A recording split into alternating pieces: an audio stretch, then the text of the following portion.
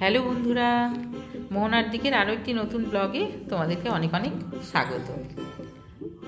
আর আজ তোমাদের সাথে আমি শেয়ার করব চিকেন কষার রেসিপি। এখন শীতকালে যে কড়াইশুঁটি পাওয়া যায়, কড়াইশুঁটি দিয়ে আর নতুন আলু দিয়ে আজকে চিকেন কষাটা আমি বানাচ্ছি। হ্যাঁ, আর এইভাবে এই প্রসেসে যদি চিকেন কষাটা বানাও না, তাহলে কিন্তু রেস্টুরেন্টে আর কখনো যাবেই না। হ্যাঁ, বাড়িতেই এই প্রসেসে বানিয়ে নিলে রেস্টুরেন্টের কথা একদম ভুলে যাবে, এতটাই টেস্টি হয় এটা। তো প্লিজ তোমরা দেখতে থাকো আমি কিভাবে বানাচ্ছি, আর পুরো ভিডিওটা অবশ্যই দেখো, আর অবশ্যই একটা লাইক দিয়ে দেখো। তো প্রথমে দেখো, আমি আলুগুলিকে ডুমো ডুমো করে কেটে নিয়েছি। কেটে নিয়ে তারপর এগুলিকে লাল লাল করে একটু ভেজে তারপর তুলে নেব। তো এমনিতে তো নতুন আলু খুব একটা বেশিক্ষণ লাগে না সেদ্ধ হতে। তবুও আমি একটুখানি ভেজে নিচ্ছি, আর বাকিটা চিকেনের সাথে রান্না হবে। আর আলু যদি কেউ মনে করে যে আলু দেবে না, সেক্ষেত্রে আলুটা নাও দিতে পারে, এখানে শুধু কড়াইশুঁটি দিয়েও এটা বানানো যায়। তো আমি যেহেতু এটা বাড়ির জন্য বানাচ্ছি, সেই জন্য এখানে আমি আলুটা দিয়েছি। তো দেখো, আলুটা ভাজা হয়ে গেছে, এবারে আমি আলুটাকে তুলে নিচ্ছি। আর এটাতে নুন হলুদ কিছুই কিন্তু দেওয়া ছিল না আলুটাতে। তারপরে এখানে আমি দিয়ে দিলাম পেঁয়াজ কুচি।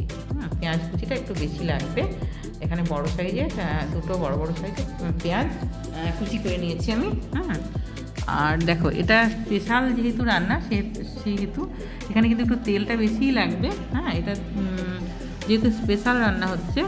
আর তার সাথে এখানে দিয়ে দিয়েছি গোটা জিরে ফোড়ন।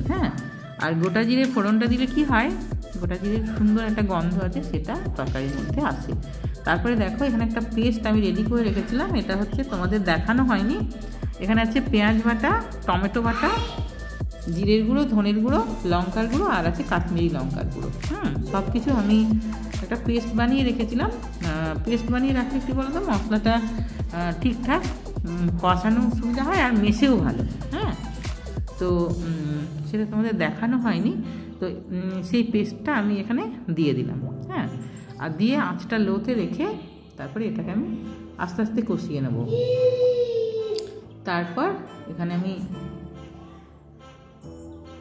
দিয়ে দেবো আদা রসুনের পেস্ট। আদা রসুনের পেস্টটা দিয়ে তারপরে এটাকে খুব ভালো করে কষাতে হবে। আর যে কোনো মাংস রান্নাতে কী বলতো, যে কোনো মাংস, খাসির মাংস বলো কি মুরগির মাংস বলো, সমস্ত রান্নাতেই কিন্তু কষানোটা কিন্তু ভীষণই জরুরি। কষানোটা কিন্তু ভীষণই দরকার। ঠিকঠাক কষানো না হলে কিন্তু মাংসের টেস্টটা ঠিকঠাক আসবে না। আর সেই জন্য একটু সময় করে কষাতে হবে। তারপরে দেখো, তারপরে আমি এখানে একটু ওই মশলার বাটি ধোয়ার জল একটু আমি দিয়ে দিচ্ছি।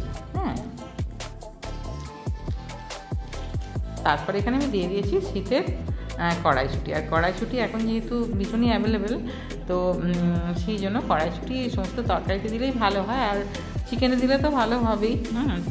কড়াইশুঁটির একটা সুন্দর টেস্ট আছে, সেই জন্য একটু কড়াইশুঁটি দিয়েছি। দিয়ে তারপরে আমি চিকেনটা দিচ্ছি। চিকেনটা নুন হলুদ আর একটু লেবুর রস মাখিয়ে কিছুক্ষণ ম্যারিনেট করে রেখে দিয়েছিলাম।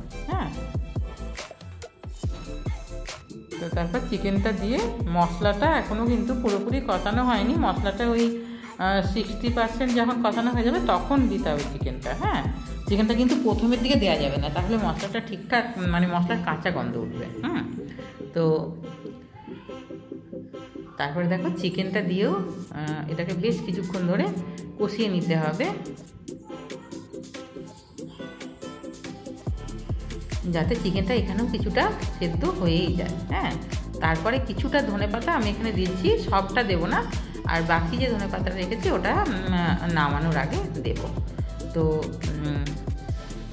ধনেপাতাটা দিয়ে তারপরে এটাকে, এটা মোটামুটি সমস্ত মশলা তো দেওয়া হয়েই গেছে, এটা এখন শুধু কষানোরই ব্যাপারটা আছে। এবারে আর দেখতে হবে তলায় যেন ধরে না যায়।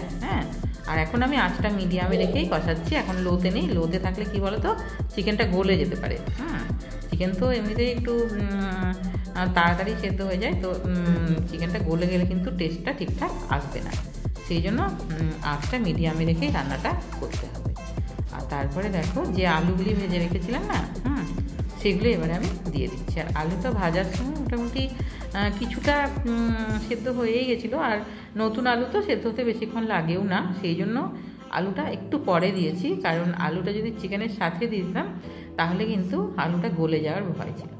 আর আলুটা যেন না গলে সেটাও দেখতে হবে। তো যে কোনো রান্নাতেই গলে যাওয়া ব্যাপারটা যেন না হয়, সব কিছুই যেন আস্ত থাকে সেটাও দেখতে হবে।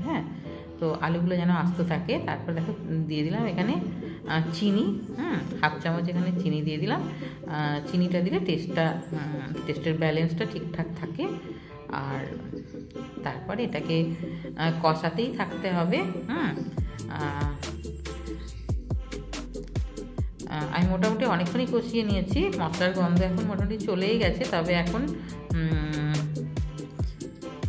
কিছুক্ষণ এইভাবে রান্না করতে হবে। আর চিকেন বলো কি মাটন বলো, সবেতেই রান্না করতে একটু দেরি তো হবে। আর চিকেন হয়তো তাড়াতাড়ি সেদ্ধ হয়ে যায়, কিন্তু যেহেতু এটা কষানো হচ্ছে, এখানে জল বেশি দেবো না, সেই জন্য কিন্তু এটাকে একটু মোটামুটি একটু সময় নিয়ে এটা কষাতে হবে। কষিয়ে কষিয়ে এটাকে সেদ্ধ করতে হবে। তো দেখো এটা, তারপর আমি কি বলতো এটাকে একটু ঢাকা দিয়ে দিয়ে করে নিয়েছি।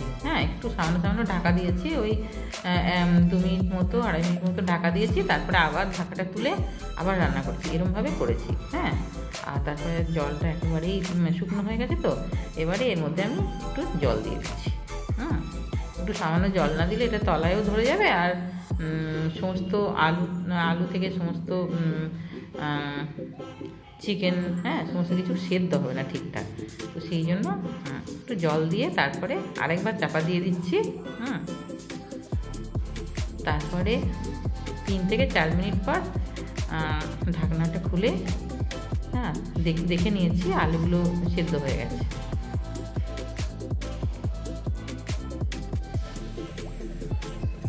আলু সেদ্ধ হয়ে গেছে, আর চিকেন তো সেদ্ধ হয়েই যাবে। তো এভাবে আরও কিছুক্ষণ আমি এটাকে ঢাকনা খুলে তারপরে কিছুক্ষণ আর রান্না করে নেব।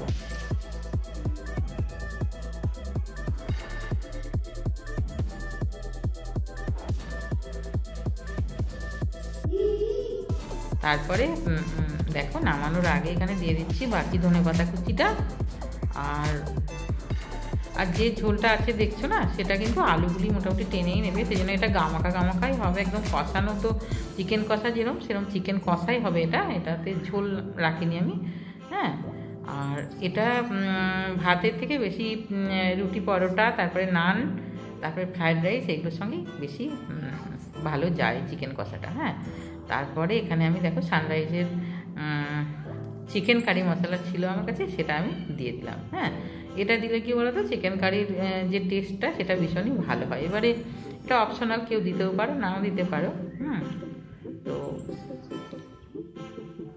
অনেকে আবার এই মশলাটা পছন্দ করে না। তো যাই হোক, এইভাবে আমি দিয়েছি। তারপরে আমি এবারে একটু নেড়ে চেড়ে তারপরে গ্যাসটা অফ করে আমি এটাকে কিছুক্ষণ রেস্টে রেখে দিয়েছিলাম। তারপর দেখো এই যে সুন্দর একটা কালার এসছে। এমনিতেই টমেটো বাটাটা দেওয়া আছে, তারপরে কাশ্মীরি লঙ্কার গুঁড়ো দেওয়া আছে, কালারটা তো আসবেই। আর টমেটো বাটার জন্য কিন্তু তেলটা পুরো উপরে উঠে আসে। তারপরে দেখো সুন্দর একটা দেখতে হয়েছে, সেরকম খেতেও এটা অসাধারণ হয়। আর আমার এই রেসিপিটি যদি তোমাদের ভালো লাগে তাহলে অবশ্যই একটা লাইক দিয়ে দিও, কমেন্ট করো। আর আমার চ্যানেলে নতুন বন্ধু হলে চ্যানেলটা প্লিজ সাবস্ক্রাইব করে দিও, আর পাশে থাকা বেল আইকনটা প্রেস করে দিও, যাতে আমি নতুন ভিডিও দিলে তোমরা নোটিফিকেশনটা পেয়ে যাও। এইভাবে বানিয়ে দেখো। ভীষণই টেস্টি হয় চিকেনটা।